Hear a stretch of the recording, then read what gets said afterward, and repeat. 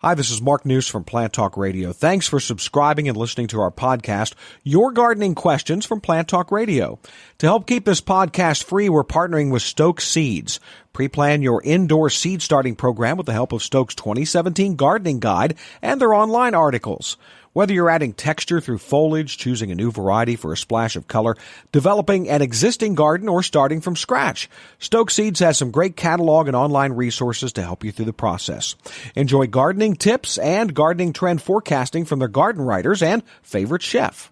More than just a listing of vegetable and flower seeds, the Stokes Seeds website is a complete resource center with valuable information on seed starting, planting, harvesting, plus all the gardening accessories you need to make your garden the envy of the neighborhood. Get growing with Stokes. We'll have more to come from Stokes Seeds in the next few weeks. For now, today's gardening question.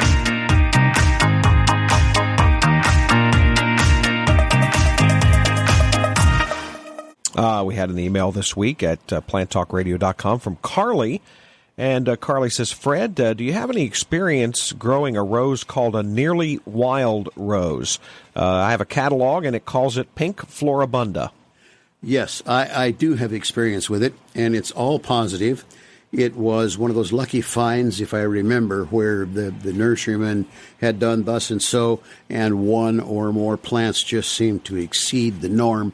And it grows very much like a wild rose, can tend to be a little bit, I'm going to call it spraggly, but it's not unkempt, it's not a bad plant, and it's tough as nails.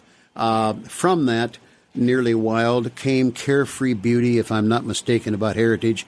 I have a Carefree Beauty. I know others who have had the nearly wild, and the only thing you have to do with those plants is shall we say, a spring pruning to the height you prefer, because they'll both hit.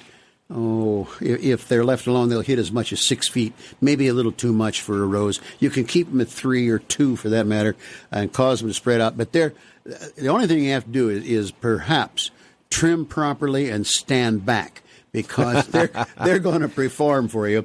Now, that's as long as it's in the right water situation, gets enough sun and so on. I wouldn't hesitate. As a matter of fact, because of the, let's just say, nonchalant way it grows, I very much enjoy it. And I don't know where Carly is from, but if she can get to here or Toledo, Cleveland, wherever, to a rose garden, she'll find a number of presentations of nearly wild. It goes back in time.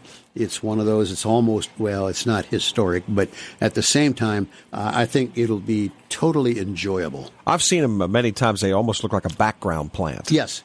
Mark, I think that's a very good way to put it.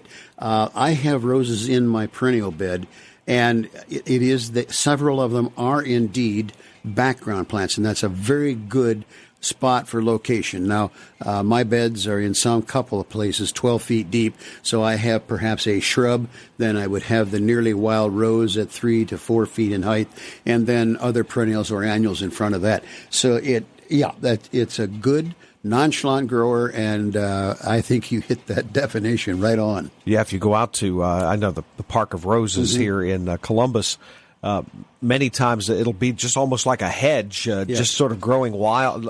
Like I said, it looks wild, but it's absolutely gorgeous. That's right. And I was happy enough to be in the presence of a literally world-renowned authority in horticulture who had a mind like a steel trap. Once he saw something, that was it. He saw nearly wild, I don't know, X years before he and I even knew each other, and then he had it in his own yard up through and then.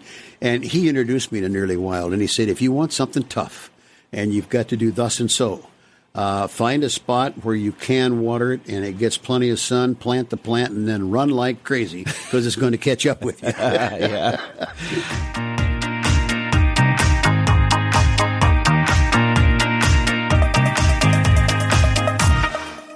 Hey, thanks again for listening to the podcast. Remember, you can pre-plan your indoor seed starting program with the help of Stokes Gardening Guide and their online articles. For the best selection of vegetable, flower, and herb seeds available, go to stokeseeds.com. Cultivating successful growers for generations. Circle270media.com